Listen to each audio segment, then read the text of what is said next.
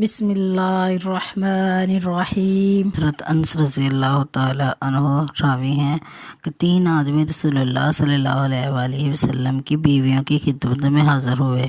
تاکہ ان سے رسول اللہ صلی اللہ علیہ وآلہ وسلم کی عبادت کا حال دریافت کریں۔ جب ان لوگوں کو آپ صلی اللہ علیہ وسلم کی عبادت کا حال بتلایا گیا تو انہوں نے آپ صلی اللہ علیہ وآلہ وسلم کی عبادت کو کم خیال کر کے آپس میں کہا، رسول اللہ صلی اللہ علیہ وآلہ وسلم کے مقابلے میں ہم کیا چیز ہیں؟ اللہ تعالیٰ نے تو ان کے اگلے اور پچھلے سارے گناہ معاف کر دیے ہیں۔ ان میں سے ایک نے کہا، اب میں ہمیشہ ساری رات نماز پڑھا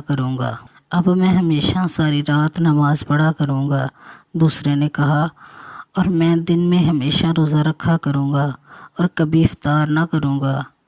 تیسرے نے کہا، میں عورتوں سے الگ رہوں گا، کبھی نکاح نہ کروں گا۔ ان میں سے آپس میں یہ گفتگو ہو رہی تھی کہ رسول اللہ صلی اللہ علیہ وآلہ وسلم تشریف لے آئے اور فرمایا، تم لوگوں نے ایسا کہا ہے،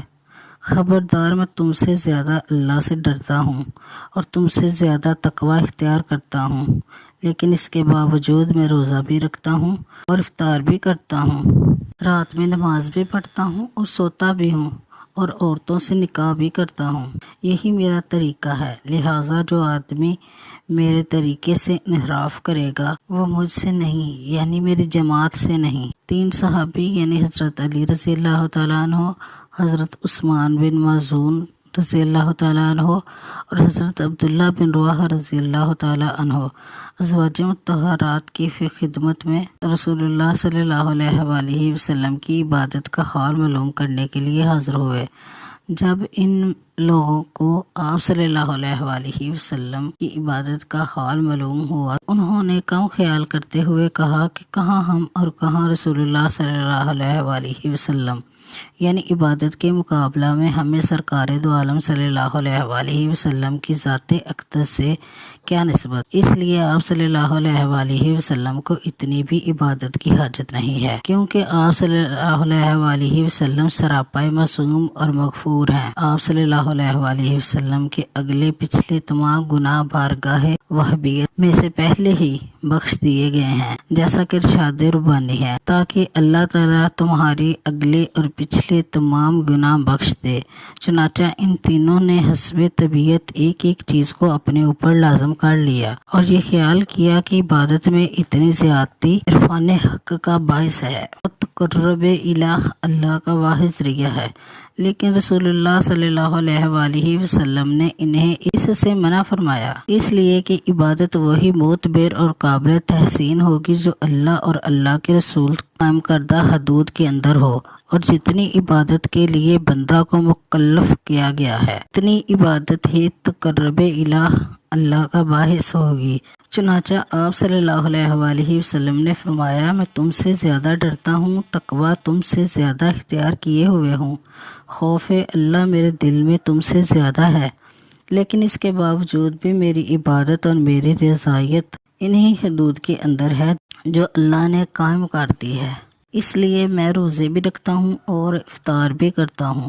نماز بھی پڑھتا ہوں اور سونے کا وقت سوتا بھی ہوں،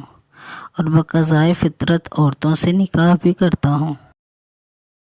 چنانچہ کمال انسانیت یہی ہے کہ بندہ علائق سے تعلق رکھے، عورتوں سے نکاح بھی کرے، اس شان کے ساتھ کہ ایک طرف تو ان کے حقوق بھی ذرہ برابر بھی کمی نہ ہو اور دوسری طرف حقوق اللہ میں بھی فرق نہ آئے،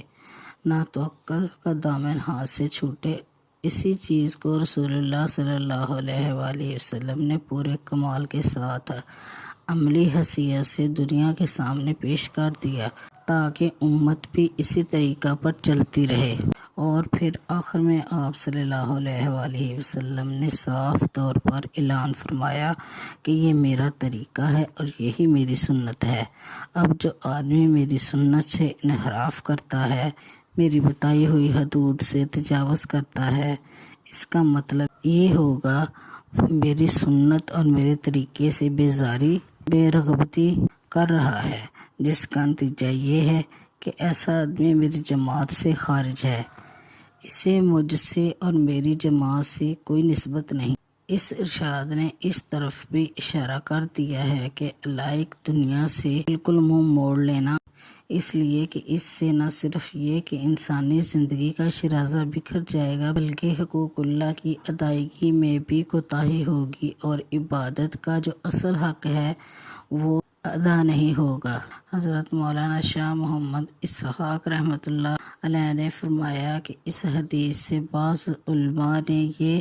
استنباط کیا ہے کہ اس حدیث میں ان لوگوں کا بھی رد ہے جو بدعت قائل ہیں، اس لیے کہ تینوں صحابہ نے جن چیزوں کو اپنے اوپر لازم کرنے کا ارادہ کیا وہ عبادت کی قسم سے تھیں، لیکن چونکہ یہ سنت کے طریقہ کے خلاف اور اس سے زیادہ تھیں، اس لیے رسول اللہ صلی اللہ علیہ وآلہ وسلم ان کو ناپسند نہیں فرمایا اور اس سے منع فرما دیا۔ لہٰذا اولیٰ یہی ہے کہ جو عبادت حضور صلی اللہ علیہ وآلہ وسلم سے منقول ہو